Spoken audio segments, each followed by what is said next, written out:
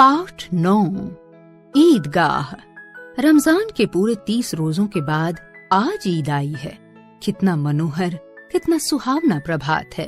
वृक्षों पर कुछ अजीब हरियाली है, खेतों में कुछ अजीब रौनक है, आसमान पर कुछ अजीब लालिमा है। आज का सूर्य देखो, कितना प्यारा, कितना शीतल है, मानो संसार को ईद की बधाई दे रहा है। गांव में कितनी हलचल है। ईदगाह जाने की तैयारियां हो रही हैं। किसी के कुर्ते में बटन नहीं है, पड़ोस के घर से कोई सुई धागा लेने दौड़ा जा रहा है।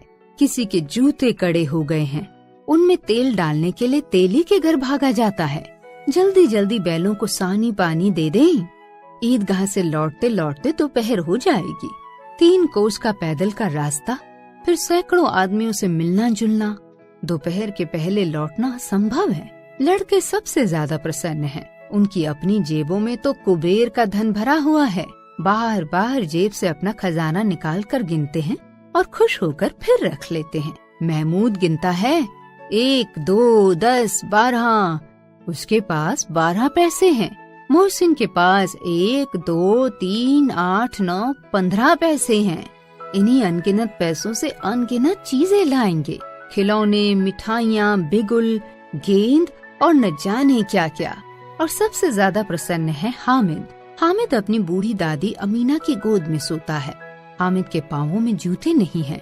सिर पर एक पुरानी धुरानी टोपी है जिसका गोटा काला पड़ गया है। फिर भी वो प्रसन्न है। अभागिन अमीना अपनी कोठरी में बैठी रो रही है। आज ईद का दिन है और उसके घर में अन्न का एक दाना तक नहीं। आज उसका बेटा आबिद होता तो क्या इसी तरह ईद आती और चली जाती। लेकिन हामिद, उसके अंदर प्रकाश है, बाहर आशा की किरण। हामिद भीतर जाकर दादी से कहता है, तुम डरना नहीं अम्मा, मैं सबसे पहले आऊंगा, बिल्कुल ना डरना। अमीना का दिल कचोट रहा है। गांव के बच्चे अपने अपने पिता के साथ मेले में जा रहे हैं। हामिद का अमीना के सिवा और कौन है। उसे कैसे अकेले मेले में जाने दे। उस भीड़ भाड़ में बच्चा कहीं खो न जाए। नहीं, अमीना उसे यूं न जाने देगी। नन्ही सी जान, 3 कोस चलेगा कैसे। पैरों में छाले पड़ जाएंगे। जूते भी तो नहीं है।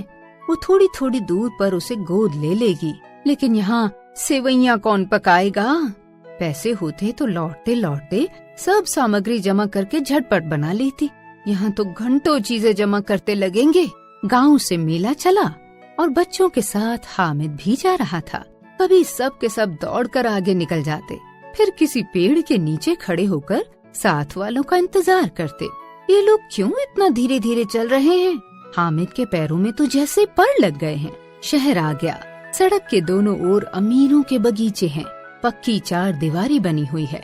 पेड़ों में आम और लीचियाँ लगी हुई हैं। ईदगाह जाने वालों की टोलियाँ नजर आने लगी। एक से एक भड़कीले वस्त्र पहने हुए। कोई इक्के तांगे पर सवार, कोई मोटर पर। सभी इत्र में बसे, सभी के दिलों में उमंग। ग्रामीणों का ये छोटा सा दल अपनी विपन्नता से बेखबर संतोष और धैर्य में मग्न चला जा रहा था। बच्चों के लिए नगर की सभी चीजें अनोखी थीं। जिस चीज की ओर ताकते ताकते ही रह जाते और पीछे से बार बार हॉर्न की आवाज होने पर भी न चेतते। हामिद तो मोटर के नीचे आते आते बचा। सहसा ईदगाह नजर आया। ऊपर इमली के घने वृक्षों की छाया है।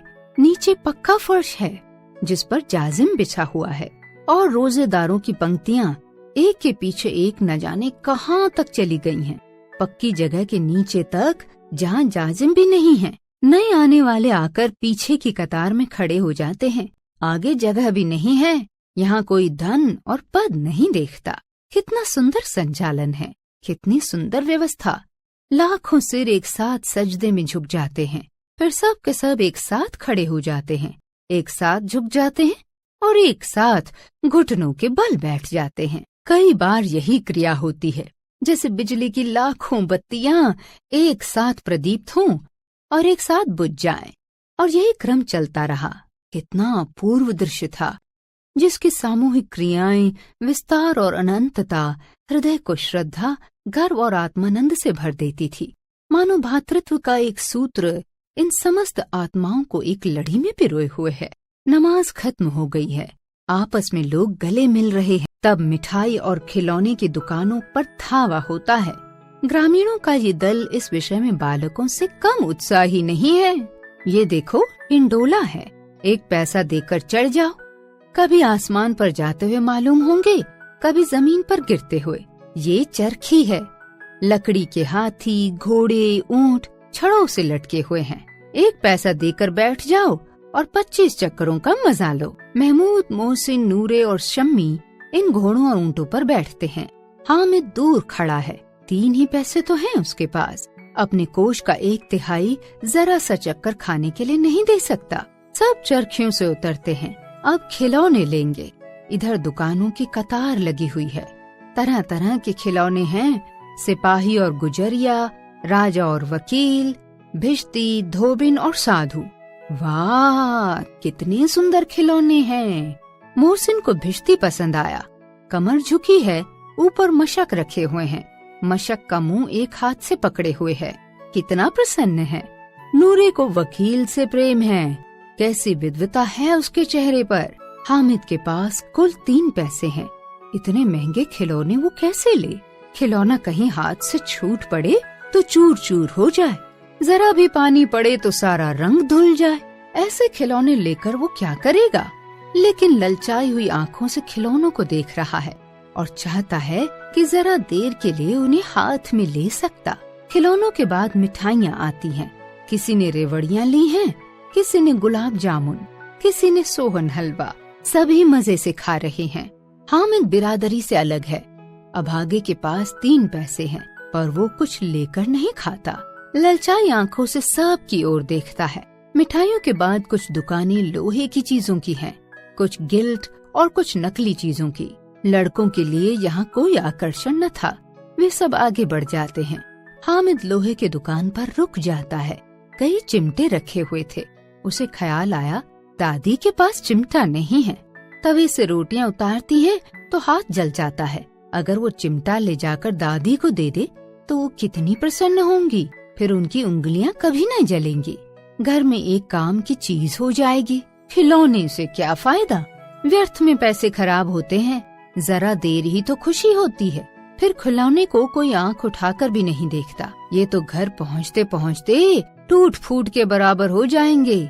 चिमटा कितने काम की चीज है। हामिद के साथी आगे बढ़ गए हैं। सबील पर सब के सब शरबत पी रहे हैं। हामिद सोचता है, देखो सब के सब कितने लालची हैं। इतनी मिठाइयाँ ली, मुझे किसी ने एक भी न दी।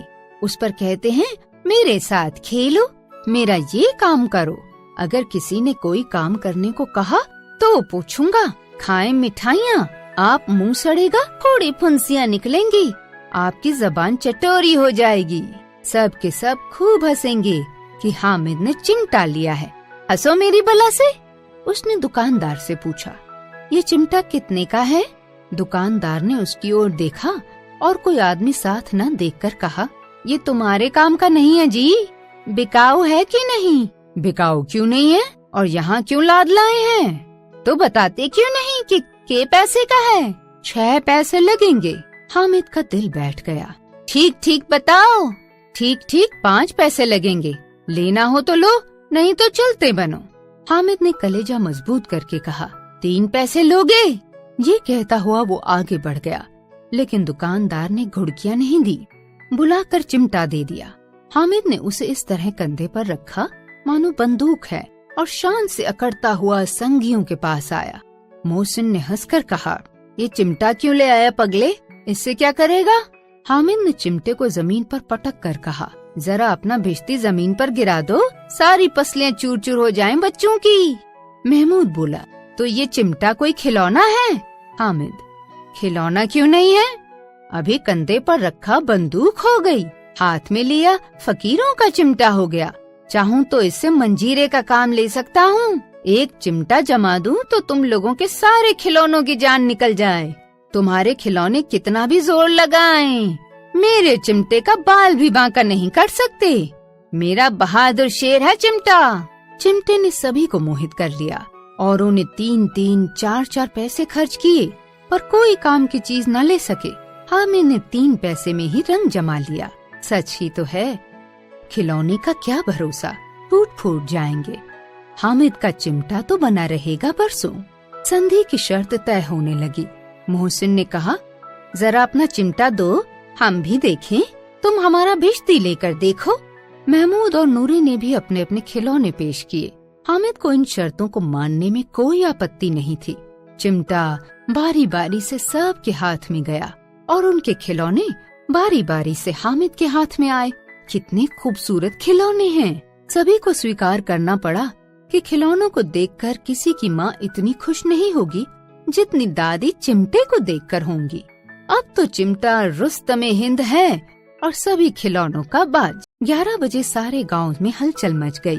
मेले वाले आ गए। मोहसिन की छोटी बहन ने दौड़कर भिश्ती उसके हाथ से छीन लिया और मारे खुशकी के मियाँ भिश्ती नीचे आ गिरे और परलोक सिधार गए। इस पर भाई बहन में मारपीट हुई। दोनों खूब रोए। उनकी अम्मा ये शोर सुनकर बिगड़ी और दोनों को ऊपर से 2-2 चांटे और लगाए। वकील साहब राजा भोज की भांति सिंहासन पर विराजे। नूरे ने उन्हें पंखा झलना शुरू किया। मालूम नहीं पंखे की हवा से या पंखे की चोट से वकील साहब का माटी का चोला माटी में मिल गया। फिर बड़े जोर शोर से मातम हुआ। अब रहा महमूद का सिपाही, लेकिन पुलिस का सिपाही कोई साधारण आदमी तो था नहीं जो अपने पैरों चले। वो तो पालकी पर जाएगा। एक टोकरी आई, उसमें कुछ लाल रंग के फटे पुराने चिथड़े बिछाए गए जिसमें सिपाही साहब आराम से लेट सकें। महमूद ने टोकरी उठाई और अपने द्वार का चक्कर काटने लगा। उसके दोनों छोटे भाई सिपाही की तरफ से छूने वाले जागते लहो पुकारते चलते हैं। महमूद को ठोकर लग जाती है। टोकरी उसके हाथ से छूट कर गिर पड़ती है और मियाँ सिपाही अपनी बंदूक लिए जमीन पर आ जाते हैं और उनकी एक टांग में विकार आ जाता है। अब मियाँ हामिद का हाल भी सुनिए। अमीना उसकी आवाज सुनते ही दौड़ी और उसे गोद में उठाकर प्यार करने लगी। सहसा उसके हाथ में चिमटा देखकर वो चौंकी। ये चिमटा कहाँ से लाया? मैंने मोल लिया है। कितने पैसे में? 3 पैसे दिए। अमीना ने छाती पीट ली। ये कैसा बेसमझ लड़का है कि दोपहर हुआ कुछ खाया न पिया, लाया क्या ये चिमटा? सारे मेले में तुझे और कोई चीज न मिली जो ये लोहे का चिमटा उठा लाया। हामिद ने कहा, तुम्हारी उंगलियां तभी से जल जाती थी इसलिए मैंने इसे ले लिया। बुढ़िया का क्रोध तुरंत स्नेह में बदल गया और स्नेह भी वो नहीं जो प्रगल्भ होता है और अपनी सारी कसक शब्दों में बिखेर देता है। ये मूक स्नेह था, खूब ठोस, रस और स्वाद से भरा हुआ। बच्चे में कितना त्याग, कितना सद्भाव और कितना विवेक है। दूसरों को खिलौने लेते और मिठाई खाते देखकर इसका मन कितना ललचाया होगा। वहाँ भी इसे अपनी बुढ़िया दादी की याद बनी रही। अमीना का मन गदगद हो गया। वो रोने लगी, दामन फैलाकर हामिद को दुआएं देती जाती थी और आंसू की बड़ी बड़ी बूंदें गिराती जाती थी। मुंशी प्रेमचंद।